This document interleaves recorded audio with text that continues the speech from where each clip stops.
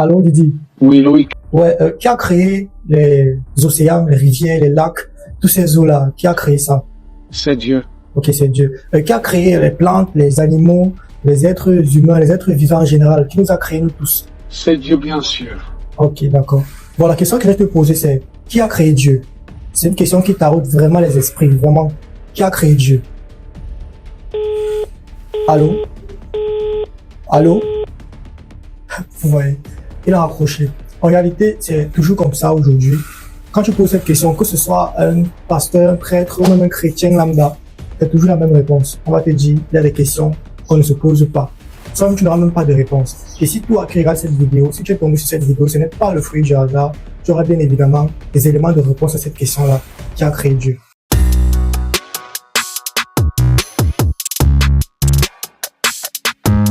Salut à toi disciple et bienvenue sur la chaîne Parlons peu, parlons vrai. Alors ici nous parlons de business, entrepreneuriat, religion et faits de société. Aujourd'hui encore nous allons parler d'un sujet qui est très sensible, je dirais même très sensible. Qui a créé Dieu? Comme j'ai dit à l'entame de cette vidéo, le but ici c'est d'apporter un éclaircissement à la question, à savoir qui a créé Dieu. Parce que vous savez aujourd'hui, nous les chrétiens, on reçoit souvent cette question-là, qui a créé Dieu? Parfois tu es obligé de dire les questions qu'on ne se pose pas. Parfois, tu es obligé de ne même pas répondre à la question parce que toi-même tu ne connais pas. Et comme j'ai dit, le but de cette vidéo, c'est d'éclairer la lanterne sur cette question-là. Et pour répondre à cette question-là, je vais prendre un exemple qui est simple. Je vais prendre un exemple palpable et un fait de société même. Prenons le cas d'une entreprise. Une entreprise quelconque. Bon, prenons le cas d'Orange. Orange Burkina Faso, Orange Cameroun, Orange Congo, Orange Côte d'Ivoire, peu importe. Chez Orange, il y a des employés, bien sûr. Des commerciaux, des ressources humaines, des directeurs et tout ça. Prenons le cas d'un commercial qui veut prendre 2 semaines de congé. Il va demander ces 2 semaines de congé là, qui a fait la demande à son supérieur. Son supérieur qui est, disons par exemple, le directeur de l'entreprise.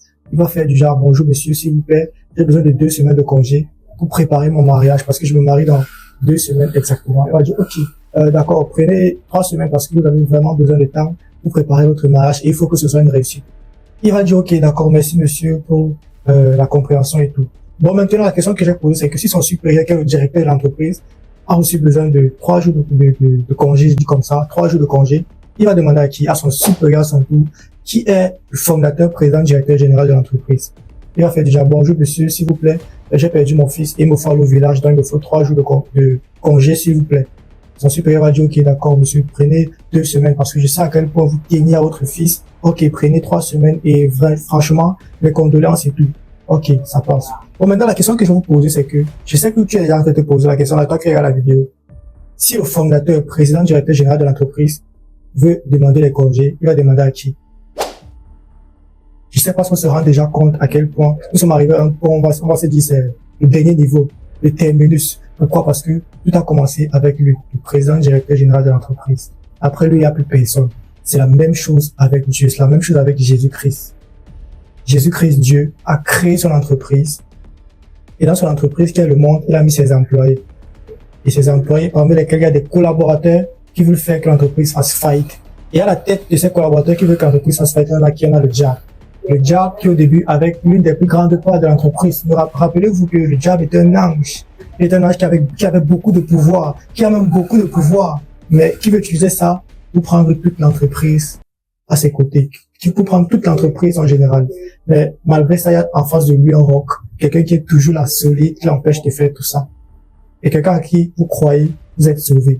Vous croyez, vous allez au paradis. Vous croyez, votre vie, c'est la best life. Raison pour laquelle je sais que quand je vais dire ça, il y aura toujours des gens qui auront des questions. Et à ces personnes-là, je vais répondre simplement en disant que c'est la foi. J'ai envie de mettre l'accent sur la foi. J'ai envie de vraiment mettre l'accent sur la foi parce que plusieurs d'entre nous chrétiens aujourd'hui parlons de foi mais sans connaître vraiment ce que c'est que la foi.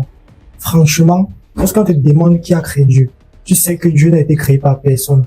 Mais la manière même de dire, la conviction avec laquelle tu dis ça n'est pas convaincante. Tu dois affirmer un truc que tu n'as jamais vu. C'est vraiment compliqué. Mais c'est à ce moment que tu dois manifester ta foi. Pourquoi? Parce que un chrétien d'abord, c'est sa foi. Nous sommes d'accord sur ce point. Vous, en tant que chrétien, quelqu'un qui vous demande qui a créé Dieu, étant donné que vous connaissez déjà que Dieu n'a été créé par personne, mais les circonstances dans lesquelles Dieu a été développé, nous ne connaissons pas. Mais nous savons que tout a commencé par lui. Pourquoi? Parce que Jésus-Christ, Dieu est le début. Avant lui, il n'y a eu personne. Au commencement était la parole était Dieu.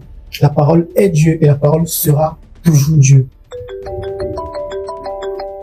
Allô, Didi? Félicitations mon petit, je t'ai laissé développer et expliquer, et à vrai dire je suis satisfait, donc je te donne un 6 sur 10. Effectivement, au commencement était la parole, et cette parole était Dieu. Ok, C'est-à-dire personne ne vient avant Dieu. d'accord. Et l'exemple que tu as pris est un peu à revoir parce que dans certaines entreprises, Ok. le fondateur a des collaborateurs à qui il rend des comptes, pourtant Dieu, lui, il ne rend compte à personne. Mais dans l'ensemble, tu as bien développé et le message est plutôt limpide et simple à comprendre. Certains vont te demander que, avant que Dieu ne crée le monde, Ok. il était où? Alors, là tu diras simplement que Dieu lui-même, c'est un monde à part entier. Il représente Ok. tout un univers surdimensionnel. Et là, je rejoins ton point de vue où tu fais référence à la foi. Ok. La foi, qui est une ferme assurance des choses qu'on espère. C'est le premier caractère d'un chrétien. Connaître ce mystère est quasiment impossible, et c'est en ce moment que vous, chrétiens, devriez manifester votre foi en Jésus-Christ. Ok. Car ce n'est que cette foi qui va vous sauver. Mais Didi, la question que j'aimerais poser, c'est que comment faire pour avoir la foi en quelqu'un qu'on n'a jamais vu? Franchement, c'est une chose très compliquée à faire. Comment faire pour manifester même sa foi en quelqu'un qu'on n'a jamais vu? Loïc, pour avoir la foi, ce n'est pas très compliqué, mais c'est tout un processus. Je t'explique, Dieu vous a dit, demandez Ok. et il vous donnera, cherchez-le et vous le trouverez. Tu auras la confirmation que Dieu est vivant par des prières quotidiennes, D'accord. et cela va augmenter ta foi. Pas seulement, demande-lui dans tes prières quotidiennes de t'envoyer des signes et de se manifester, et il le fera très certainement. Aussi, Ok. abonnez-vous à des TikTok chrétiens pour suivre des méditations sur la parole de Dieu, intégrez des groupes WhatsApp des chrétiens pour affermir votre foi. Dieu attend juste ça, que vous le cherchez véritablement avec un cœur ouvert, et là, Ok. hop, il se manifeste de n'importe quelle manière. Ok, franchement, Didi, franchement, merci beaucoup pour tous les conseils et je pense que tous ceux qui sont en train de regarder cette vidéo ont vraiment tiré quelque chose de ce que tu as dit, de ce qui est sorti de cette vidéo. Franchement, merci beaucoup pour tout. C'est toujours un plaisir, Loïc. À bientôt. Ok, je pense que nous sommes arrivés au terme de la vidéo et j'espère franchement, j'espère de tout cœur que tous ceux qui ont regardé cette vidéo ont au moins tiré quelque chose de là. Merci d'avoir regardé la vidéo et on se dit à plus pour une prochaine vidéo qui sera bien sûr l'objet d'un sujet aussi sensible que celui-ci. Bienvenue sur la chaîne Parlons peu, parlons vrai.